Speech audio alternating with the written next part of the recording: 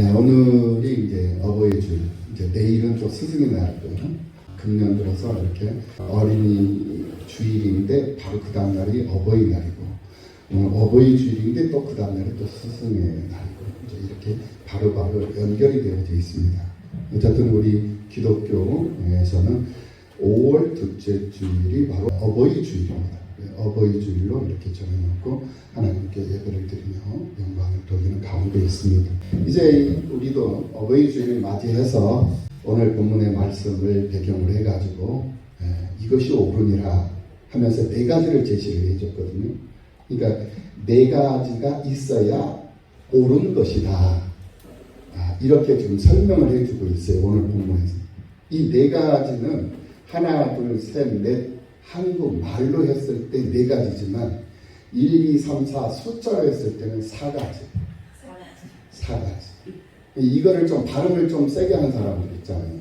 호남, 전라도 쪽, 호남 쪽에 있는 사람들은 쌀 그러죠. 쌀. 저쪽 경상도 쪽에 계시는 분들은 살 이러잖아요. 그래서 4가지. 이거를 갖다가 전라도 쪽에서 조금 악센트가 조금 세십니다. 4가지가 있어야 옳은 것이다. 할렐루야. 그래서 우리는 싸가지가 있어야 될 줄로 믿습니다. 이 싸가지라는 말을 표현을 하니까 느낌이 꼭 욕하는 것 같은데 이렇게 기분이 나쁘면 안 돼요. 이해를 하고 들으시면 충분히 은혜가 되고 감동이 되는 줄로 믿습니다. 우리는 싸가지가 있어야 될 줄로 믿습니다. 그래야 그것이 옳은 것이다. 오늘 본문에서 그렇게 말씀을 해주고 있는 것입니다. 이 말씀으로 큰 은혜가 되시기는 이 귀한 시간이 되시기를 축복합니다. 한경남도 원산 시골에서 태어나가지고 아버지가 일찍 돌아가시고 이제 어머님이 이제 전도사님이신데 전도사 어머님 밑에서 이제 신앙 교육을 받으면서 교회 생활을 하고 있는데 어렸을 때부터 이제 교회 생활을 하니까 교회 음악과 접하는 그런 시간들이 많을 거 아니겠습니까? 그래서 음악에 대한 조예가 아주 깊어가지고 큰 영향을 받아가지고 일제시대 때 이제 일본으로 유학을 합니다. 일본으로 음악 공부를 하기 위해서 이제 유학을 가는데 피아노가 그렇게 절실하게 필요한 거예요. 그래가지고 이 음악 작곡 공부를 하는 이 이흥열이라는 이 청년이 어머니에게 이제 편지를 보냈습니다. 어머니, 제가 학교 생활을 하는데 피아노가 너무나도 필요합니다. 라고 편지를 보냈더니만 그 편지를 받아본 그 홀어머니는 솔방울을, 그때 당시는 가난한 시대였잖아요. 그래서 허리가 부러지도록 솔방울을 그렇게 많이 수거를 해가지고 장애에 나가서 팔고 해가지고 400만 원을 만들어가지고 일본에 보내드리고 그 돈으로 피아노를 샀어요. 그래가지고 이 이흉렬이라는 이 사람이 그 피아노를 사가지고 처음에 너무나도 어머니의 그 고마운 마음에 눈물을 흘리면서 피아노를 치면서 곡을 만들었는데 그 작곡한 그 곡이 바로 어머니의 마음이라는 그 곡이에요. 우리가 늘 어버이날이면 이 노래를 부릅니다. 나실제 괴로움 다 잊으시고, 나실제 괴로움 다 잊으시고, 이 노래, 이게 바로 이제 어머니의 마음이라는 그런 노래입니다. 우리 다 같이 한번 불러볼까요? 피아노. 나실제 괴로움 다 잊으시고, 어머니의 마음. 아이고, 우리 수인이가 벌써 다 찾아왔네.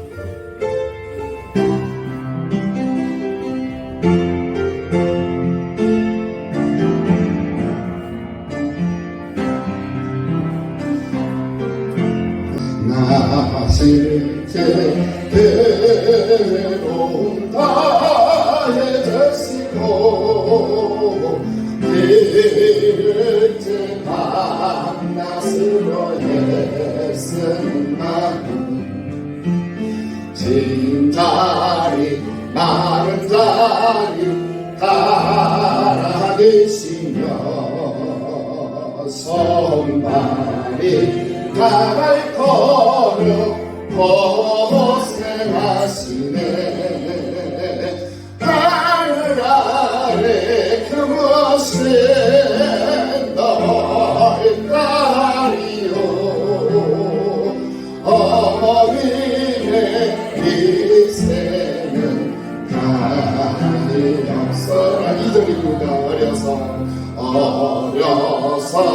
한도 없고 올려주시고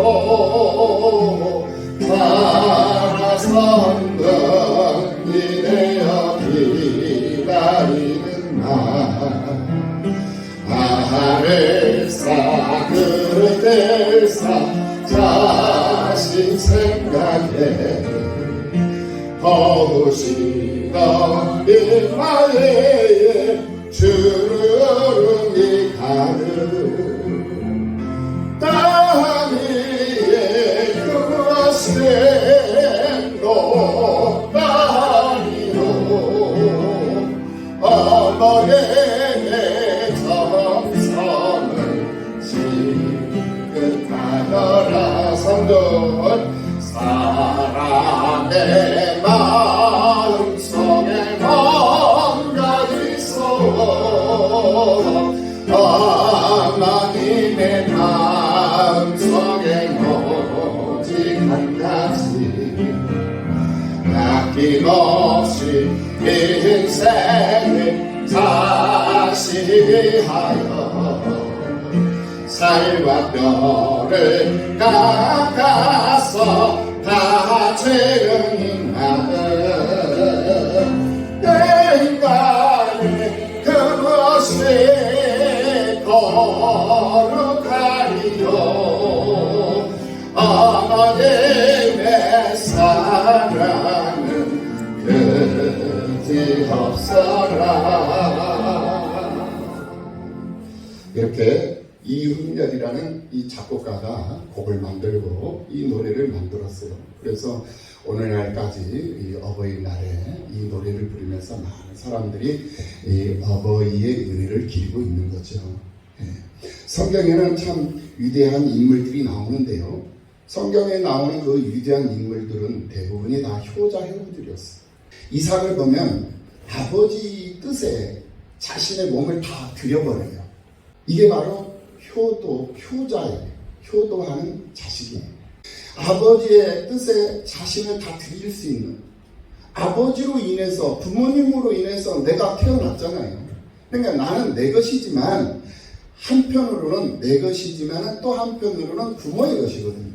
그러니까 나는 부모를 위해서 살아야 되는 거예요.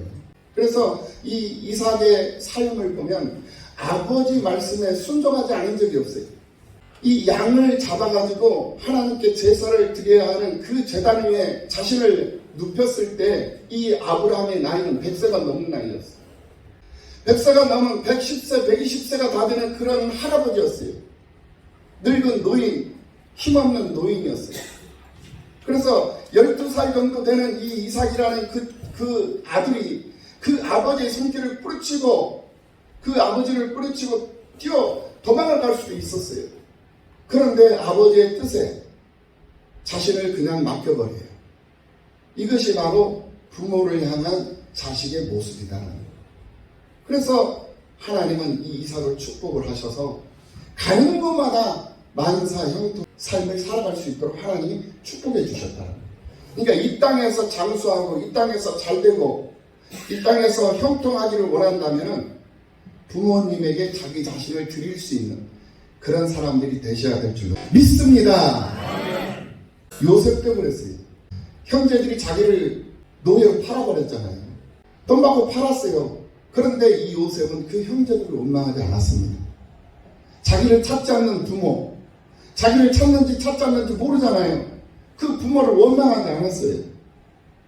그리고 그 부모, 그 형제들을 기다리고 기근으로 인해서 모든 민족이 다 괴사를 당하고 다 굶주려서 죽임을 당하고 있을 때 부모들을 다 모시고 부모님을 모시고 형제들을 다 불러서 그들을 살려내는 효심이 지극하고 형제 우애의 사랑이 넘치는 그 요셉은 애굽의 총리가 될 수 있는 그런 축복을 하나님께서 허락해 주셨다는 거예요.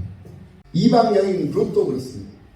이방 여인이었지만 자격 없는 여인이었지만 그 여인도 시어머니 나오미를 지극정성으로 모시고 효행을 함으로 인해 가지고 예수님의 육적 계보에 들어갈 수 있는 그런 영광을 얻을 수 있었던 그런 축복의 여인이 바로 이방 여인이었던 루시라는 여인이었습니다.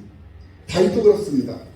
성군 다윗도 그 어려운 도피 생활 속에서도 부모님을 모압 땅 미스베로 모시는 효성을 보여가지고 이스라엘 역대 가장 위대한 성군이 될 수 있었던 그런 축복의 사람이 바로 다윗이었습니다.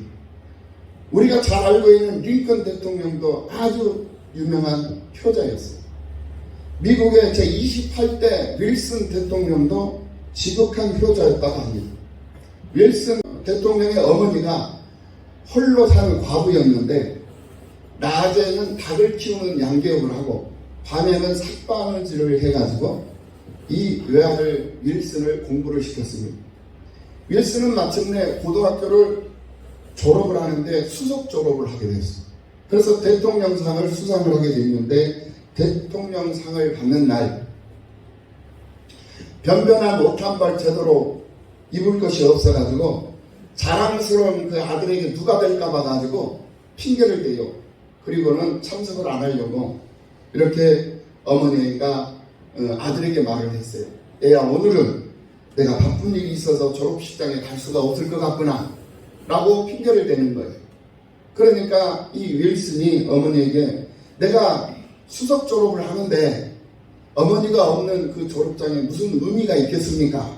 라고 하면서 어머니를 설득을 해가지고 그 어머니를 졸업식장에 출석을 하게 만들었어요.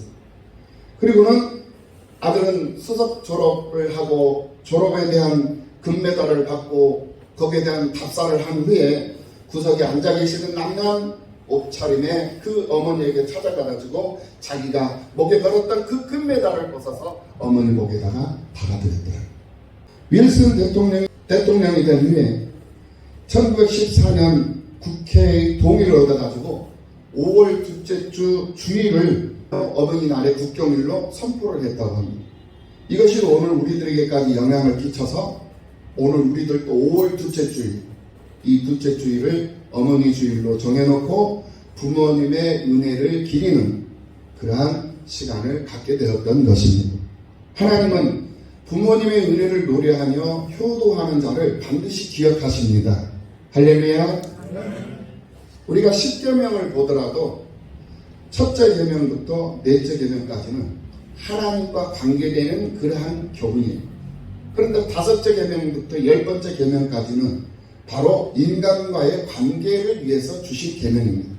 이렇게 인간관계를 위해서 주신 그 계명이 바로 그 첫 번째 계명이 바로 내 부모를 공경하라는 거예요.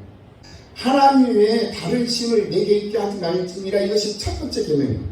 이게 하나님과 관계의 첫 번째 계명. 인간과의 관계 속에서 내 부모를 공경하라. 이것이 첫 번째 계명이다. 그나만큼 부모를 공경하고 부모님께 효도하는 것은 우리 사람으로서 세상을 살아가는 데 있어서 가장 기본이에요. 기본. 첫 발걸음이다. 첫 발걸음. 오늘 본문에서 사람이 살면서 옳게 바르게 살아야 할 것인데 무엇이 옳은 삶이고 무엇이 바른 삶인가를 네 가지로 분명히 제시를 해주면서 교훈을 해주고 있는 것을 볼 수가 있습니다. 이 말씀은 서두에서 말씀을 드렸던 것처럼 네 가지는 사가지거든요. 이 사가지는 바로 싸가지거든요. 그래서 우리가 살면서도 지나가다가 좀 버리장머리가 없고 조금 못된 녀석들을 가리켜서 싸가지가 없는 놈이라고 그러죠.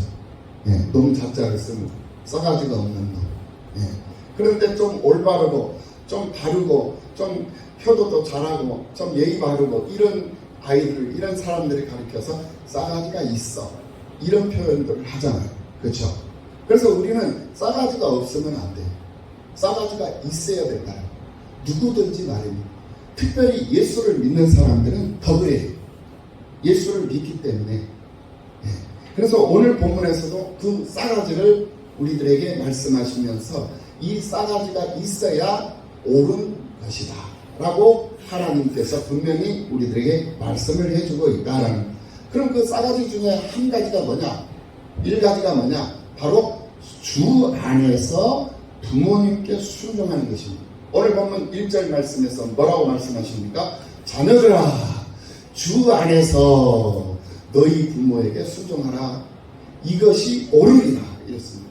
그러니까 주 안에서 순종이에요. 주 밖에서 순종이 아니에요. 부모님 말씀에 당연히 순종을 해야 돼요. 부모님 말씀에 당연히 순종을 해야 되는데 예수님의 말씀 밖에서 순종하면 안 된다는 거예요. 왜? 부모님이 주일날 교회를 가야 돼. 야, 너 교회 가지 마! 예 하고 순종하면 이거는 잘못된 순종이에요. 맞아요? 틀려요? 네. 그죠? 야, 너 교회 가지 마!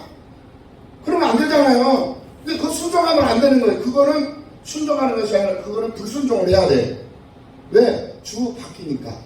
주 안에서. 그러면 부모님이 야, 너 교회 가지 마! 라고 말을 안 하게끔 만들어야 될 거 아니에요. 야, 얘야, 주일이다. 어서 교회 가자. 이렇게 만들어야 될 거 아니에요. 그렇게 만들려면 어떻게 해야 돼? 부모님을 예수 믿게 만들어야 되는 거예요. 이 말이야, 지금. 할렐루야. 이 말이야. 그러니까, 보리떡 하면 찰떡같이 알아먹고, 찰떡하면 찰떡처럼 알아먹어야 된다니까. 부모님이 하나님을 알면요. 이 아이가 교회를 안 가잖아. 얘야, 너 왜 교회 안 가니? 오늘 주일인데 교회 가야 되는 건 아니겠어? 그렇게 바르게 교훈을 한단 말이에요. 그게 부모님이거든요. 그러니까 이 자식은 예수 안에서 부모님이 말씀하시는 그 말씀에 절대적으로 순종하게 되어져 있는 것이죠. 이것이 싸가지가 있는 것이라니까. 두 번째로 내 아버지와 어머니를 공경하라. 이것은 순종보다도 좀 더 강하게 지금 이제 강조를 하고 있는 거예요. 이것도 마찬가지예요.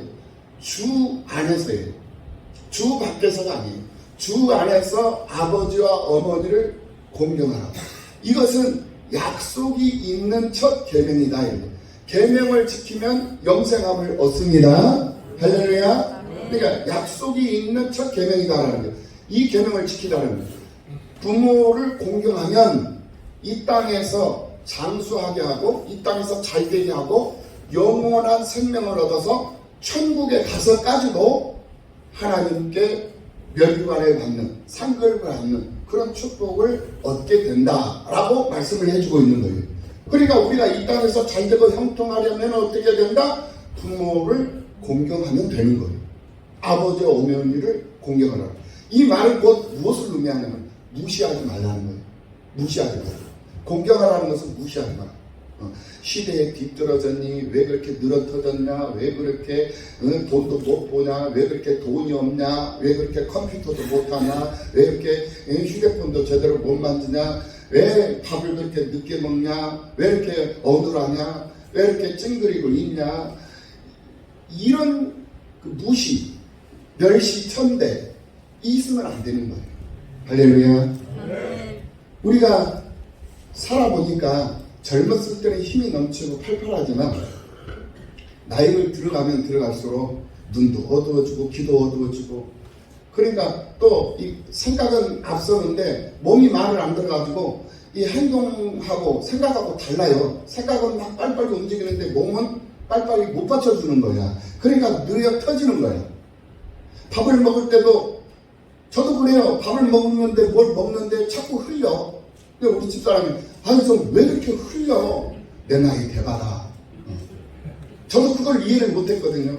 그러니까 저도 이해를 못했는데 막상 이제 이 나이를 대보니까 흘리더라는 거예요. 근데 벌써 70, 80, 90이 넘어가시는 어르신들, 부모님들은 오죽하시겠어요? 그러니까 그거를 이해를 못하고 그거를 무시하고 그것을 핀자를 주면서 이거는 싸가지가 없는 거예요. 네. 이런 싸가지가 없으면 안 되는 거예요. 할렐루야. 부모님 말씀에 절대로 순종하고 부모님을 공경하고 부모님 무시하면 안 되고 부모님 앞에 눈 크게 뜨면 안 되고 부모님 앞에 이빨 드러내면 안 되고 손톱 드러내면 안 된다 이게. 이빨 감추고 손톱 감추고. 할렐루야. 이것이 바로 싸가지가 있는 것이다. 3절 말씀. 이로써 내가 잘되고 땅에서 장수하리라. 주 안에서 순종하고 부모님 공경하고 그러면 이 세상에서 이 땅에서 살아가는 동안 네가 잘되는 일이다 이거예요. 네가 장수하는 일이다 이거예요. 천수를 다하고 장수할 수 있는 비결이다 이거예요. 할렐루야. 사람들은 내리사랑이라고 얘기를 합니다. 내리사랑. 그래서 자식들을 끔찍이 사랑합니다. 그런데 이것은 본능적인 것이에요. 대부분의 사람들이 다 할 수 있는 일이에요. 그래서 사랑하고 싶어서 사랑하는 것이 아니라, 의무적인 것이 아니라, 내 기분, 내 감정, 내가 기분이 좋으니까 예쁘고 사랑스럽고 귀엽고 그러니까 원하지 않아도 그냥 내가 사랑해 주는 거예요. 이게 바로 내리사랑입니다. 예.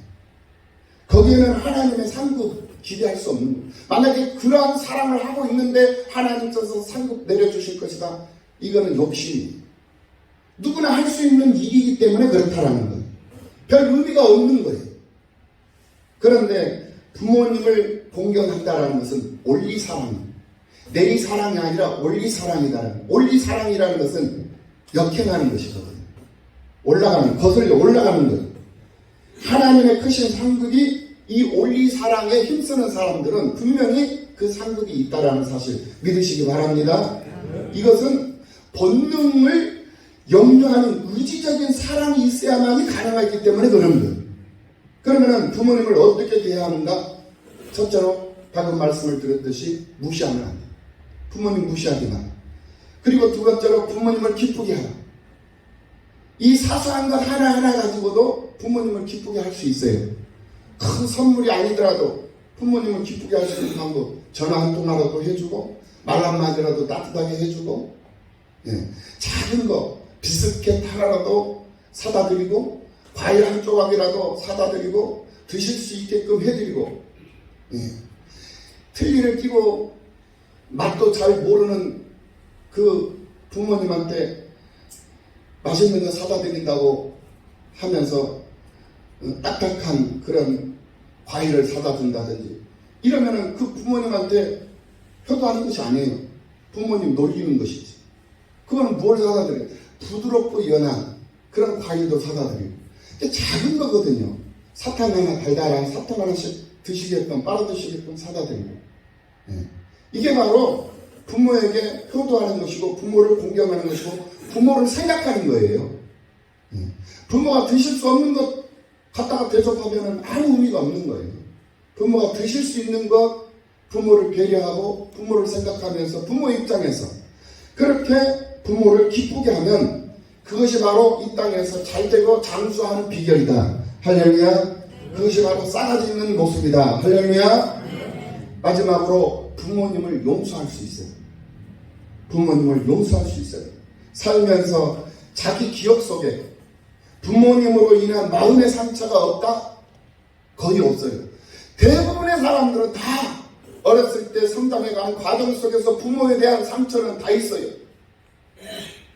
그런데 그 부모를 용서할 수 있는 사람이 바로 건강한 사람이고 훌륭한 사람이고 이 땅에서 잘 될 수밖에 없는 사람이고 장수할 수밖에 없는 사람이다라는 거예요. 왜냐? 부모님이 살던 그 시대는 전쟁 시대였어요. 가난한 시대였어요. 어려운 시대였다라는 거예요. 지금처럼 이렇게 넉넉하고 풍요롭고 배고파서 굶주리는 사람들이 없는 그런 시대가 아니었어요. 배고파서 굶주리는 사람들이 너무나도 많았던 그런 시대였어요. 풀뿌리를 캐가지고 그 풀뿌리를 씹어먹으면서 소나무 가지를 꺾어가지고 껍질을 벗겨서 그것을 피리를 불면서 그 사탕물을 먹어가면서 그렇게 성장하고 그렇게 살았던 그런 시절이 바로 부모님이 살던 시절이었어요. 그런 시절에서 자식 새끼 하나 제대로 돌보지 못하고 제대로 입히지 못하고 제대로 가르치지 못하는 거 그건 당연한 거예요. 어쩔 수 없는 거예요. 시대적인 환경 배경이 그랬다라는 거예요. 그러니까 그런 시대에서 나에게 홀리한 것 같았던 부모님의 그 모습을 우리는 용서할 수 있어야 된다는 거예요. 할렐루야. 그것이 바로 싸가지 있는 사람의 모습이다라는 거예요. 네. 이거를 알아야 돼요. 네. 그런데 지금 현재 내 형편, 내 처지에 기준을 해가지고 부모님을 평가하고 부모님을 판단하고 부모님을 생각하면 원망투성이죠. 불평투성이죠. 네. 그런데 부모님이 내가 살던 그런 나이 때는 부모님이 나보다도 말할 수 없는 고통, 고난, 배고픔, 가난함 속에서 정말 어렵게 살아오셨던 그런 분들이었다는 것을 이해를 할 수 있어야 돼요. 그래서 부모를 이해할 수 있어야 되고 부모를 용서할 수 있어야 한다는 거예요. 그리고는 전진해 나가야 돼요. 앞으로 나가야 된다는 거예요. 그리할 때 그 사람은 바로 잘 될 수밖에 없는 사람이고 장수할 수밖에 없는 사람이 된다는. 자식이 효도하지 않는 이유가 뭐냐? 왜 자식이 나에게 효도하지 않느냐? 그 이유는 바로 효도를 배운 적이 없기 때문에 그래요. 다윗이 그랬잖아요. 다윗이 자식들이 왜 다윗이 살면서 잘못했던 것을 그대로 반복을 합니까? 그대로 따라가는 이유가 뭡니까? 아버지에게 배운 것이 별로 없어. 그러니까 아버지가 하던 대로 따라서 자식들도 하는 거야. 그러니까 얼마나 고난의 고난, 고통의 고통. 그것이 다윗의 자녀들을 통해서 다윗에게 보여졌던 그런 결과물 아니겠습니까? 그러니까 내가 어떻게 사느냐에 따라서 그 결과가 자식들한테 보여지는 것이고 자식들을 통해서 나에게 돌아오는 거예요. 이것도 알아야 된다. 그래서 세 번째로 우리에게는 뭐라고 말씀하시느냐? 4절에서 또 아비들아 너희 자녀를 노엽게 하지 마라. 자식들이라고 해서 내 마음대로 내 뜻대로 내 방식대로 할 수 있는 게 아니에요. 하나님의 선물이에요. 하나님의 선물이기 때문에 함부로 할 수 없는 거예요. 귀한 거예요. 귀중한 거예요. 그래서 자녀들 노엽게 하면 안 돼. 자녀를 사랑하고 자녀를 인정해주고 말 한마디를 하더라도 얼레고 달래면서 말을 하라는 거예요. 윽박 지르고 협박하고 공갈치면서 사납게 그렇게 할 것이 아니라 얼레고 달래고 딸랑딸랑 그러면서 자식들을 사랑하는 마음, 자식들을 연하고 부드럽게 대하고 예의 바르게 대하고 그렇게 해주면 그 자식들은 그 이상의 행동으로 그 이상의 마음으로 부모에게 다가온다는 것을 알아야 돼요. 그래서 하나님은 우리에게 세 번째 뭐냐? 바로 자식들을 노엽게 하지 마라. 그리고 4가지 마지막 주의 교훈과 훈계로 양육하라. 주의 교훈과 훈계가 뭐예요? 하나님 말씀이에요. 하나님의 말씀으로 훈계하고 하나님의 말씀으로 교육하고 하나님의 말씀으로 양육하라는 거예요. 살면서 믿음으로 사는 모습을 자식들에게 보여주라는 거예요. 그것이 교육하는 거예요. 그것이 교훈하는 거예요. 엄마는 교회 생활하면서 왜 이렇게 욕을 그렇게 많이 해? 아빠는 교회 생활하면서 믿음 생활하면서 하나님 믿는다면서 왜 이렇게 술을 그렇게 많이 먹어? 왜 이렇게 집에 늦게 들어와? 자식들에게 보여지는 것이 교훈이 될 만한 것, 본이 될 만한 것이 하나도 없어. 그럼 놓고는 어떻게 자식한테 무엇을 바라겠느냐 이거예요. 싸가지가 없는데. 그러니까 부모가 싸가지가 없으면 자식도 뭐가 없다? 싸가지가 없는 거야. 할렐루야. 그러므로 부모가 싸가지가 있어야 자식도 싸가지가 있다. 할렐루야. 우리는 싸가지 있는 가족들이 되어야 될 줄로 믿습니다. 싸가지 있는 사람들이 되어야 될 줄로 믿습니다. 이 4가지가 있는 그 사람이 바로 옳은 사람이고 바르게 세상을 사는 사람이고 하나님이 기뻐하는 사람이요. 이로써 내가 잘되고 땅에서 장수할 수 있는 그런 축복을 우리들에게 줍니다. 할렐루야. 믿음의 사람들로 부족함이 없는 여러분들의 삶이 되시길 예수님의 이름으로 축원합니다. 기도하시겠습니다.